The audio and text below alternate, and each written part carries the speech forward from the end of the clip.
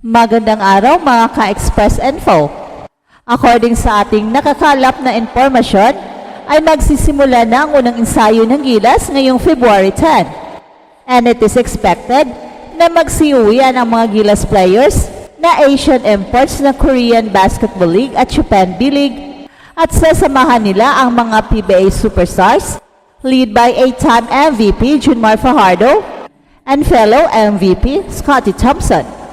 Mas lalong lumalaki ngayon ang inaasahan sa husay ni Coach Tim Cone ngayong hindi maglalaro si Kai kung papaano niya patakbuhin ang team without his best player.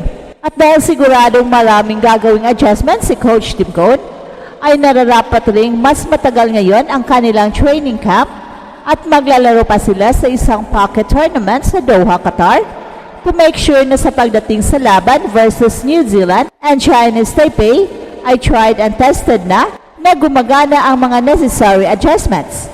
Ang Gilas Pilipinas ay opisyal nang magsisimula ng kanilang unang ensayo sa darating na February 10 bilang bahagi ng kanilang paghahanda para sa FIBA Asia Cup qualifiers. At ayon sa ating nakalap na impormasyon, ang mga manilarong Asian imports na naglalaro sa Korean Basketball League o KBL at Japan B-League ay naasahang babalik sa bansa upang lalahok sa training camp. At sasamahan nila ang ilan sa mga pinakamahusay na PBA superstars na pangungunahan ng 8 beses na MVP na si Junmar Fajardo at kapwa MVP na si Scottie Thompson. Sa pagsisimula ng kanilang ensayo, maraming mga pagbabago at pagsubok ang kakaharapin ng Gilas, lalo na sa pagkawala ni Kai Sotto. Isa sa pinakamalaking balita na bumalot sa kampanya ng Gilas ay ang hindi paglalaro ni Kai para sa paparating na torneo. Bilang isa sa pinakamahalagang manlalaro ng koponan, ang pagkawala ni Kai ay isang hamon para kay Coach Tim Cone na ngayon ay kailangang bumuo ng isang strategy na hindi nakasalalay sa presensya ng kanilang pinakamalaking big man. Si Kai ay kilala hindi lamang sa kanyang tangkad at depensa, kundi pati na rin sa kanyang husay sa pagkuha ng rebounds at pagbibigay ng rim protection. Sa kanyang pagkawala, kailangang humanap ng Gilas ng iba pang mga paraan upang mapunan ang kakulangan sa ilalim ng basket. Posibleng lumawak ang papel ni Junmar Fajardo at AJ Edo sa depensa at rebounding. Gayun din, maaring magkaroon ng mas malaking responsibilidad si Ange Kwame bilang naturalized player upang punan ang espasyo na iiwan ni Kai. At dahil sa mga pagbabagong ito, nangangailangan ang Gilas ng mas mahaba at mas masusing paghahanda. Well, hindi ito magiging isang madaling proseso, kaya naman inaasahang mas matagal ang kanilang training camp upang matiyak na handa sila sa anumang sitwasyon. Bukod sa regular na ensayo, maglalaro rin ang Gilas sa isang pocket tournament sa Doha, Qatar bilang bahagi ng kanilang preparasyon. Ang paglalaro sa isang international tournament bago ang actual na game ay isang matalinong hakbang para kay Coach Tim Cone. Sa ganitong paraan, masusubok nila ang iba't ibang strategy at kombinasyon ng mga manlalaro sa isang tunay na laro laban sa malalakas na koponan. Ang mga ensayo ay mahalaga, pero iba pa rin ang actual na game, lalo na kung ang mga kalaban ay may parehong antas ng kahusayan. Sa Qatar, masusukat kung gaano kabisa ang mga ginagawang adjustments ni Coach Tim Cone at dito rin makikita kung alin pang aspeto ang kailangang pagbutihin bago sasabak sa FIBA Asia Cup qualifiers.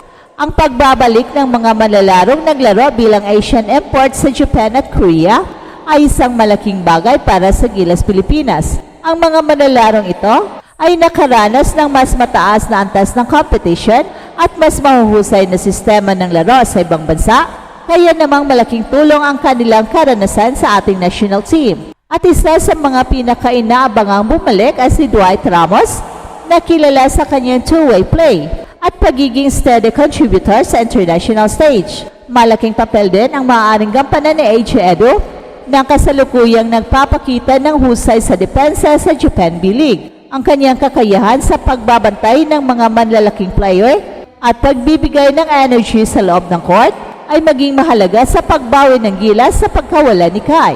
Well, sa kabilang banda, ang pagbalik ng mga PBA superstars ay isang mahalagang aspeto rin ng koponan. Si Junmar Fajardo, ang 8-time MVP, ay isang dominanteng presensya sa loob ng paint at may kakayahang manguna sa scoring at rebounding. Samantala si Scottie Thompson naman ay isang all-around player na maaaring gamitin sa iba't ibang posisyon mula sa front guard hanggang sa shooting guard, depende sa pangangailangan ng koponan. Sa ilalim ng pamamahala ni Coach Tim Cone, inaasang magiging mas organisado at disiplinado ang Gilas Pilipinas. Kilala si Coach Tim bilang isang pinakamahusay na tactician at ang kanyang triangle offense at matibay na depensa ay maaaring maging sandata ng Gilas laban sa malalakas na koponan tulad ng New Zealand at Chinese Taipei. Isa sa mga pinakamalalaking tanong ngayon ay kung paano niya babalansehin ang rotation ng mga manlalaro lalo na kung wala si Kai. Ang kanyang kakayahang bumuo ng epektibong strategy ay susubukin sa paparating na mga laro at dito masusukat kung paano niya kayang i-maximize ang talento ng bawat Gilas player. Ang dalawang laban ng Gilas Pilipinas ay hindi magiging madali. Ang New Zealand ay kilala sa kanilang pisikal na laro at mahusay na teamwork ay isang matinding kalaban. Sa nakalipas na mga FIBA tournaments, nahirapan ng Gilas laban sa Tall Blacks pero may pagkakataon silang makabawi sa darating na qualifiers. Ang Chinese Taipei naman ay isang mabilis at 3-point shooting team, kaya naman kailangang handa ang Gilas sa kanilang outside shooting. Isang mahalagang aspeto ng laro ang depensa sa perimeter, kaya't kailangang siguraduhin ni Coach Tim Cone na may mga malalakas na wing defenders ang koponan upang pigilan ang outside attack ng Chinese Taipei. Ang pagsisimula ng ensayo ng Gilas Pilipinas sa February 10 ay isang mahalagang hakbang sa kanilang paghahanda para sa FIBA Asia Cup qualifiers. Sa kabila ng pagkawala ni Kai, inaasahan na magpapakita ng husay ang iba pang big men tulad ni Junmar Fajardo, AJ Edo at Ange Kwame upang mapunan ang kanyang pagkawala. Ang mga mahabang training camp at ang paglalaro sa Doha, Qatar ay makakatulong upang matiyak na handa ang koponan sa kanilang mga laban kontra Chinese Taipei at New Zealand. At ang leadership ni Coach Tim Cone ay magiging isang mahalagang aspeto sa tagumpay ng Gilas, lalo na sa pagbuo ng isang sistema na gagana kahit wala ang kanilang pinakamalaking manlalaro. Hey, hey, hey! Attention mga kapatrol! Get ready for an epic giveaway!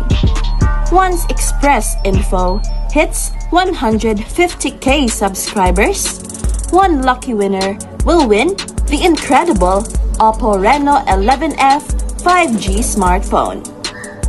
Here's how to join. Step 1. Subscribe to Express Info right now. Step 2. Like this video. Then step 3. Comment anything good and positive about our idol Kai Soto. Super easy. Just subscribe, like, and comment.